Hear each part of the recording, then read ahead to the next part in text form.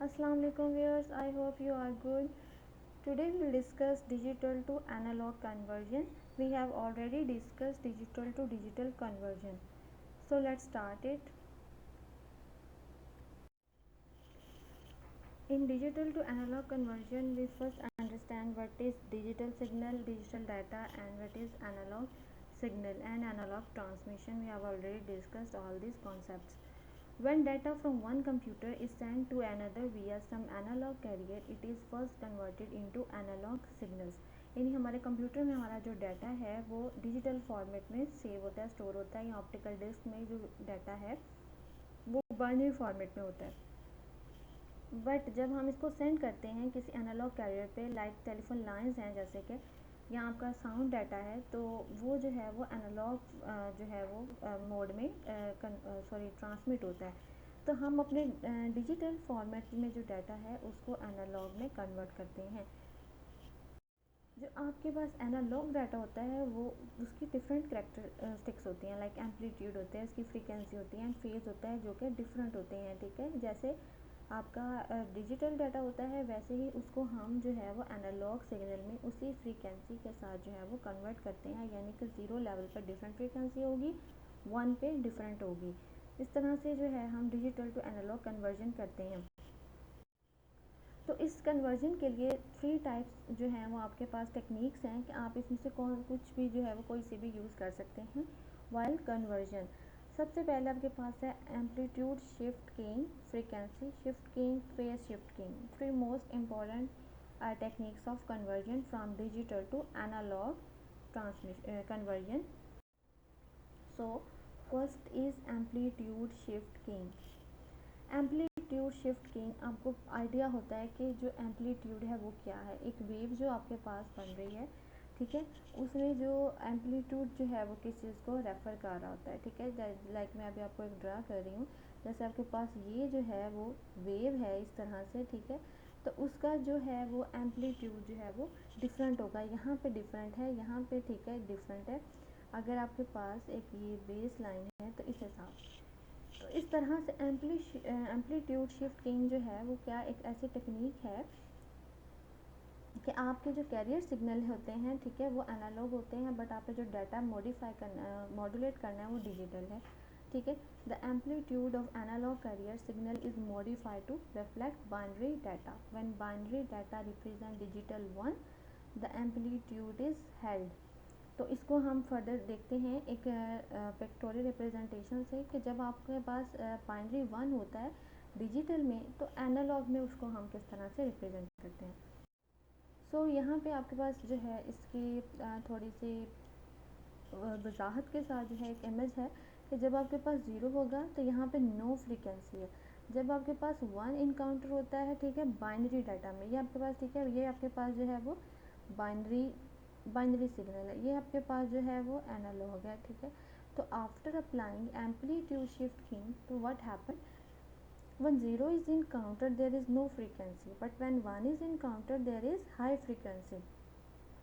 तो यहाँ पे यही जस्ट होना है कि आपका बाइनरी सिग्नल किस तरह से जो है वो एनालॉग में कन्वर्ट ऑन होना है एएस के मॉड्यूलेटेड स्कीम में. तो when binary data represent digit 1, the amplitude is held, otherwise it is set to 0. Both frequency and phase remain same as in the original carrier signal. कि यहाँ पे आपकी जो फ्रीक्वेंसी है, फेज़ जो है, यहाँ पे देखें, यहाँ 0 फेज़ यहाँ पे एंड हो रहा है, तो यहाँ पे भी ये फेज़ वही एंड हो रहा है. जस्ट जो एम्पलीट्यूड में जो है वो फ़र्क आ रहा है. ठीक है, फ्रीक्वेंसी.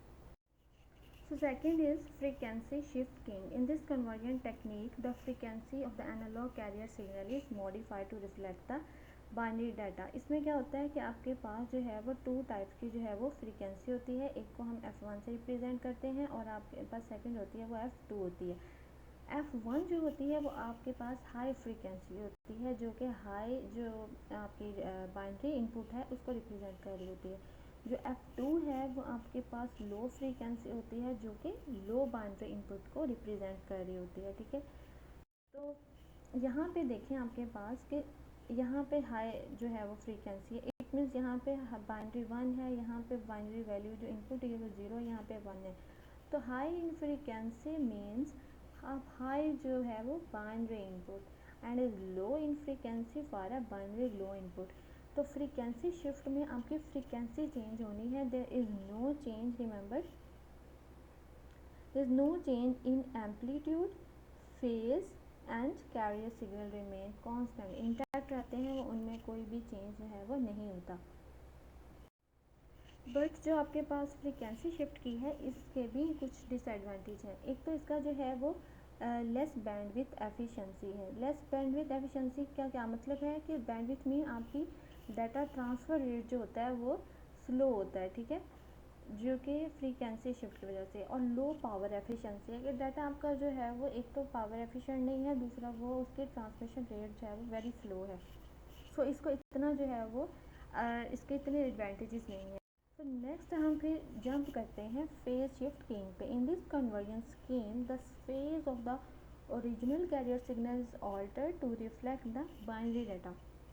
अब आप देखें अगर तो हमारे पास जो होता है एनालॉग सिग्नल, उसमें जो करेक्टरिस्टिक्स हैं उसकी, उसमें एक तो होती है एम्पलीट्यूड, ठीक है, सेकंड उसकी होती है फ्रीक्वेंसी एंड थर्ड उसका होता है फेज। तो अगर आप देखें तीनों टेक्निक्स इन तीनों पे ही जो है डिपेंड कर रही हैं। फर्स्ट में हम एम्पलीट्यूड को मॉडिफाई कर रहे हैं, सेकंड में हम फ्रीक्वेंसी को शिफ्ट कर रहे हैं, देन अब हम फेज को कर रहे हैं। तो there is no difficulty, I think कि आप इसको अंडरस्टैंड करने में आपको कोई प्रॉब्लम होगा। तो अब हम थर्ड फेज़ पे हैं, फेज़ शिफ्ट की। तो फेज़ आपके पास क्या होगा, देखें जब यहाँ पे आपके पास बाइनरी वन इनकाउंटर है या बाइनरी वन सिग्नल है, ठीक है, तो आप इसको जो आपके पास एनालॉग कैरियर है इसमें ये कैसे होगा, ये देखिए वन जो है उसकी एक फ्रीक्वेंसी एक फेज़ में है, पर जैसे ही आपके पास जीरो इनकाउंटर होता है यहाँ पे जो है वो फेज़ चेंज अकर होता है, ठीक है। फिर जब आपके पास वैल्यू चेंज हुई है देन यहाँ पे जो है वो फेज़ चेंज हुआ है। यहाँ पे आप देखें नेक्स्ट देन फिर वन ही इनकाउंटर हुआ है, तो यहाँ पे कोई जो है वो फेज़ चेंज अकरेंस नहीं हुई है। तो इस तरह से ये टेक्निक फेज़ शिफ्ट को फेज़ शिफ्ट करती है डिजिटल सिग्नल्स को बाइनरी में करने के लिए, डिजिटल डाटा को बाइनरी में करने के, सॉरी, डिजिटल डाटा को एनालॉग में कन्वर्ट करने के लिए। When a new binary symbol is encountered, the phase of the signal is altered. Amplitude अब इसमें जो है कांस्टेंट कौन सी चीज़ें रहती हैं, एम्पलीट्यूड, बाकी दो चीज़ें जो हैं वो कांस्टेंट रहेंगी। Amplitude and frequency of the original carrier signal is kept, कि यानी कि ये आपके जो है ओरिजिनल जो है आपका कैरियर सिग्नल हैं जो आप जिनको आप एनालॉग में हम कन्वर्ट कर रहे हैं, तो उनमें जो है सिर्फ फेज़ में चेंज आएगा। बाकी देखिए आप फ्रीक्वेंसी और बाकी एम्पलीट्यूड जो हैं there is no change in amplitude and frequency. So there is categories of phase shift keying. तो इसकी टू कैटेगरीज हैं, बाइनरी फेज शिफ्ट की और क्वाड्रेचर फेज शिफ्ट की। So first we will discuss binary phase shift keying. In BPSK, binary phase shift keying is a two-phase modulation scheme where the zeros and one in a binary messages are represented by two different phase states. Remember हम इसमें क्या करते हैं कि इसमें हम जो है वो फेज़ को शिफ्ट करते हैं, ठीक है। तो बाइनरी में क्या होता है कि आपके पास टू डिफरेंट फेज स्टेट होती हैं, कि एक जो है वो आपके पास थीटा जो होती है वो 0 डिग्री को कर रही होती है फॉर बाइनरी वन। जब भी आपके पास बाइनरी वन होगा तो आपके पास फेज 0 डिग्री थीटा, ठीक है। देन आपके पास जो है वो जो आपके पास ज़ीरो इनकाउंटर हुआ है, ठीक है, ठीक है, उसके उसमें आपके पास जो है वो क्या है, ये आपके पास जो है वो 180 डिग्री फॉर बाइनरी ज़ीरो, ठीक है। इसको हम समझने की ट्राई करते हैं। देखें यहाँ पे आपके पास इनपुट है, डिजिटल इनपुट है, ठीक है, यहाँ पे आपको पता है 1 है, यहाँ पे 0 है, देन यहाँ 1 0, ठीक है। तो आप जो है ये आपके आप इसको मल्टीप्लाई करते हैं सन कैरियर सिग्नल के साथ या एनालॉग सिग्नल के साथ। मल्टीप्लायर होता है जो कि आपकी डिजिटल इनपुट को मल्टीप्लाई करता है कैरियर सिग्नल। कैरियर सिग्नल आपके पास जो होते हैं वो ये जो होते हैं वेव्स की फॉर्म में एनालॉग सिग्नल्स, ठीक है। तो देन आपके पास जो आउटपुट आएगी वो आपके पास बाइनरी फेज शिफ्ट की होगी। I hope you understand the binary phase shift की। सो नेक्स्ट इज QPSK यानी कि क्वाड्रेचर फेज शिफ्ट की, ठीक है।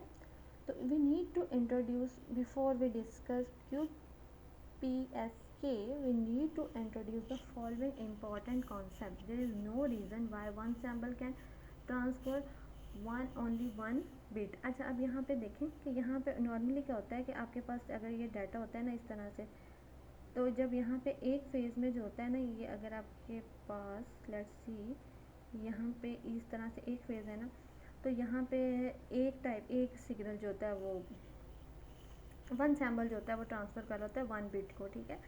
तो कह रहे हैं कि यहाँ पे कोई रीज़न नहीं है, the voltage always represent one digital bit, क्योंकि आपकी जो है डिजिटल इलेक्ट्रॉनिक्स की जो है वो चीज़ें इसी तरह ही वर्क कर रही होती हैं। बट क्या है, we are using analog wave forms to transfer digital data and it is perfectly acceptable to design a system in which the analog wave forms are encoded and interpreted in a way that allows one sample to represent two more bits। ठीक है, देखें अगर आपके पास यहाँ 2 bits इसको कर रहे हैं तो इट मीन्स आपके जो है बैंडविड्थ इंक्रीज़ होगी, क्योंकि एक फेज़ में आपके पास 2 बिट्स जो हैं वो ट्रांसफ़र हो रही है। तो QPS की आपको ये फैसिलिटी, ये टेक्निक देती है कि आप जो बाइनरी इनपुट है आपके पास उसको आप डबल बिट्स में जो है वो ट्रांसफ़र कर दें एनालॉग सिग्नल्स में। तो यहाँ पे देखें, QPSK is a modulation scheme that allows one sample to transfer 2 bits। जैसे कि आप देखें 2 बिट्स आधा टाइम हो रही है, जैसे कि आपके पास there are 4 possible 2 bits number हैं 00, 01, 10, 1। तो इस तरह से पेयर में ट्रांसफ़र होगी। अब यहाँ पे देखें, यहाँ पे आपके पास 2 बिट्स हो रही हैं। लेट्स सपोज यहाँ पे आपके पास 00 हुई होंगी, यहाँ पे 01, फिर यहाँ पे 10 एंड देन 11। तो इससे क्या होता है, एक तो हाई एफिशिएंसी, ठीक है, आपकी हाई पावर एफिशिएंसी होगी, आपकी जो बैंडविड्थ है वो इंक्रीज़ होगी। तो इस तरह से आपका जो है QPS क्या वर्क करता है। I hope you understand this lecture. Thank you. अल्लाह हाफिज़। Subscribe this channel.